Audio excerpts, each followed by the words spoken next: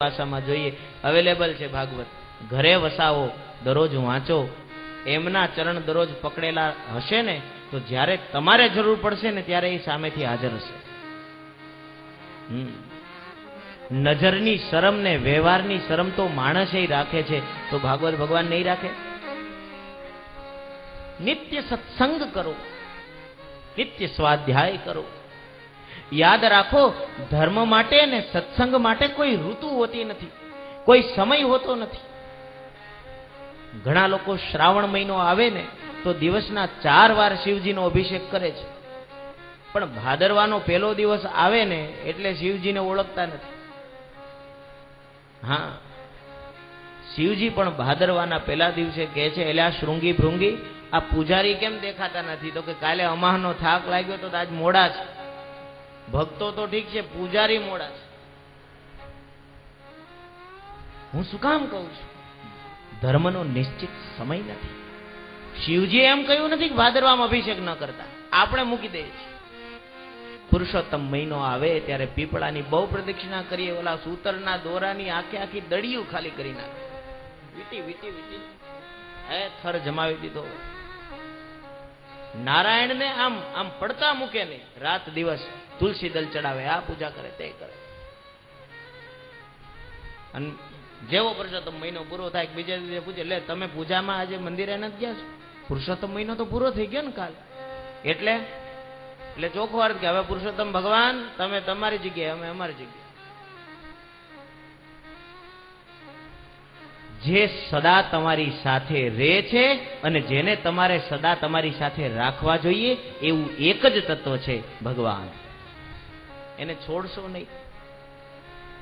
જીવનમાં ગમે તેટલું મોટું દુઃખ આવે કે જીવનમાં ભગવાન ગમે એવડી મોટી સવલત ઊભી કરી દે, ચાહે બંગલાઓ હોય અને ચાહે એક નાનો એવો આશ્રય હોય, ભગવાનને પકડી રાખજો. આજ માણસો બધા વ્યવહારમાં બહુ હોશિયાર થઈ ગયા છે. નાનામાં નાના માણસ સાથે સંબંધ બાંધી રાખે છે. સારા દિવસો પ્રસંગો આવે તો ફોન કરીને હાય હલો કરે છે. અને પાછા આપણે કહીએ આટલા બધા ફોન કરવા પડે, સંબંધ સાચવવો પડે ને ભાઈ, વ્યવહાર રાખવો પડે ને. કાલ સવારે ક્યારે કામ આવે માણસ કઈ નક્કી કહેવાય? બહુ હોશિયાર છો, પણ એ માણસની સાથે જે સંબંધ જાળવી રાખો છો એના કરતા તો ભગવાન વધારે કામ આવે છે. એની હારે બનાવી રાખો ને. 5 મિનિટ આમના માટે કાઢો છો તો 10 મિનિટ એમના માટે. વ્યવહારની દ્રષ્ટિએ રાખો, લ્યો, વ્યવહાર રાખવા માટે. માણસ તમારા વ્યવહારની શરમ ક્યારે રાખશે ક્યારે નહીં રાખે કઈ નક્કી નહીં, પણ જો ભગવાનનું ભજન કરેલું હોય ને તો ઈશ્વર ભગવાન કહે છે, માણસ મને છોડે તો છોડે, હું માણસને છોડતો નથી. આવો ભગવાનનો નિયમ છે. કાલે જ હું એટલે કહેતો હતો, અનન્યાસ ચિંતયંતો માં હે યે જનાઃ પર્યુપાસતે તેષાં નિત્યાભિયુક્તાનાં યોગક્ષેમં વહામ્યહં તેષાં નિત્યાભિયુક્તાનાં. હે અર્જુન, જે મારી હારે જોડાયેલો છે ને એને હું ક્યારેય મૂકતો નથી. ન મળે એને ગોતીને લાવીને આપું છું, અને આપીને પાછો એને એ વસ્તુ હારી એની રક્ષાઈ કરું છું, સાચવીને રાખું. જન્મ દેનારા સગા મા બાપની પણ એટલી શક્તિ નથી કે એ છોકરાઓનું એટલું રક્ષણ કરી શકે. મા બાપ કરતા પણ વધારે જો ધ્યાન રાખતો હોય આપણું તો એ ભગવાન છે. મા બાપ ની ક્યાં શક્તિ? એ ઘરે બેઠા છે. છોકરો શું કરતો છે, ટ્રેનમાં છે, ક્યાં છે, કોની સાથે છે, એને નથી ખબર. ચિંતા તો છે તમારી, પણ એ શું કરે? પણ પરમાત્મા એ તો ક્યાં નથી એ સવાલ છે. ક્યાં છે એમ નહીં, ક્યાં નથી. વોડાફોન નું નેટવર્ક અહીંયા મળે, ગામડામાં ન મળે. ત્યાં એરટેલ નું મળે તો ત્યાં આઈડિયાનું ન મળે. ક્યાંક કોઈક નેટવર્ક મળે ને ક્યાંક કોઈક નેટવર્ક ન મળે, પણ આ પરમાત્મા નામનું નેટવર્ક છે ને એ તો બધે મળે. ખાલી મોબાઈલ ચાર્જ રાખજો. આ મોબાઈલ છે ને બેટરી ચાર્જ કરી રાખો એટલે નેટવર્ક મળશે. હે, બેટરી ડિસ્ચાર્જ હોય તો વાત ના થાય ને. એટલે પરમાત્મા સાથે જો વાત કરવી હોય, નેટવર્ક રાખવું હોય, નહીં તો નેટવર્ક હોય પણ મોબાઈલ ડિસ્ચાર્જ હોય કે ભાઈ 2 મિનિટ વાત થશે, કે કેમ? તો બેટરી જવાની. ચાર્જ કરો. આ કથા એના માટે છે. ભગવાનનું નામ લઈએ, ભગવાન સાથે વ્યવહાર રાખીએ. પરમાત્માની દિવ્ય કથા છે. સચ્ચિદાનંદ રૂપ પરમાત્મા છે, જગતની ઉત્પત્તિ સ્થિતિને લય કરનારા છે, આધિ વ્યાધિ અને ઉપાધિને હટાવનારા છે, સદા સર્વદા જીવની સાથે રહેનારા છે, રાત્રે દિવસે જે જીવનું રક્ષણ કરે છે, સદા સર્વદા ચિંતન કરે છે. કૌરવો અને પાંડવોની લડાઈમાં અર્જુન રાત્રે થાકીને સૂઈ જાય છે. કૃષ્ણ ઝૂંપડીની બહાર બેઠા બેઠા અર્જુનની રક્ષા કરે છે. કથા છે.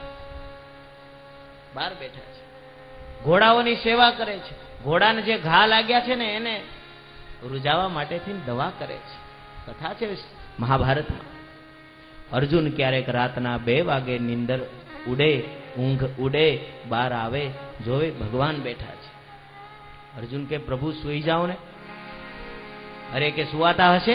તારું રક્ષણ કરવાનો જિમ્મો મને યુધિષ્ઠિર મહારાજે આપ્યો છે. હું તારો સારથી. ભગવાન એમ કે છે હું તારો સારથી છું.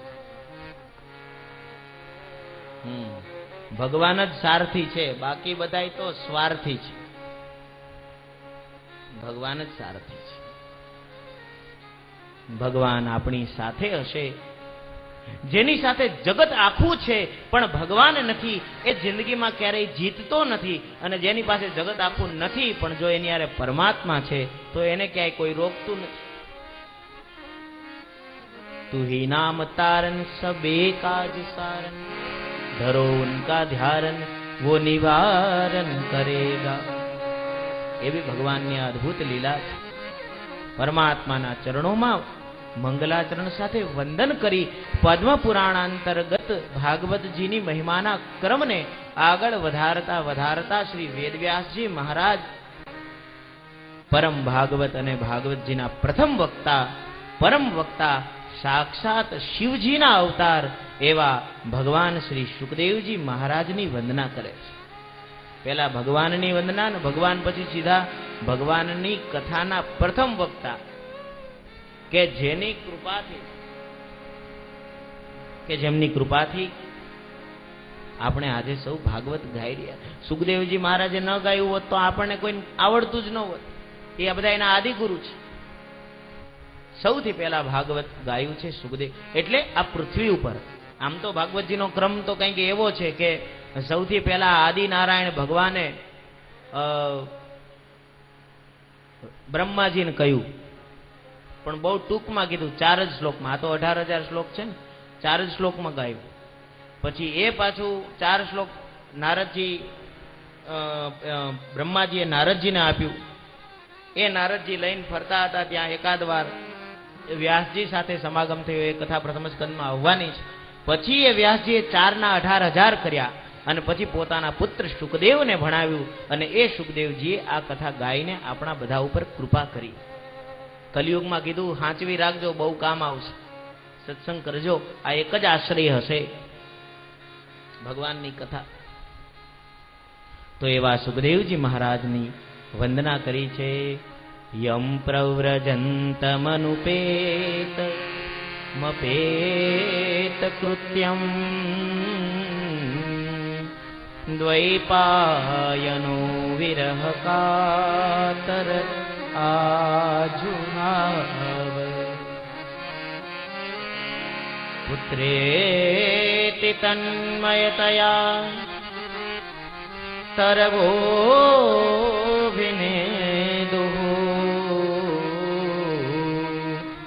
તમ સર્વભૂતહૃદયં